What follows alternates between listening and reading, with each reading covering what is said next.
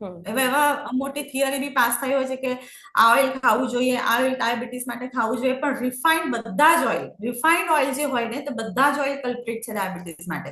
એટલે પોસિબલ હોય તો કોલ્ડ પ્રેસ ઓઇલ યુઝ કરી શકવાનું. કચ્ચી ઘાણીનું જે તેલ હોય એ જ યુઝ કરવાનું. કચ્ચી ઘાણીના બધા જ તેલ સારા છે. સિંગ તેલ હોય, પછી કોકોનટ ઓઇલ હોય, બધા જ ઓઇલ સારા છે. એમાં રાઈનું તેલ, તલનું તેલ, બધા જ ઓઇલ આવી જાય છે, પણ કોલ્ડ પ્રેસ હોવું જોઈએ. કોલ્ડ પ્રેસ હોવું જોઈએ.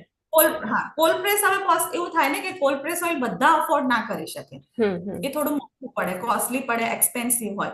તો એના ઓપ્શનમાં શું કરી શકે?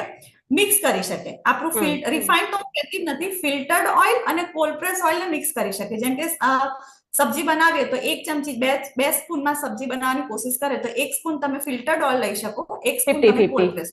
50-50 રહેશે. 50-50. તો બધી રીતે તમારું ઘરનું જે બજેટ હોય તે પણ બેલેન્સમાં આવશે અને એને અફોર્ડ કરી શકશો. અફોર્ડ થઈ શકે. ક્યારેક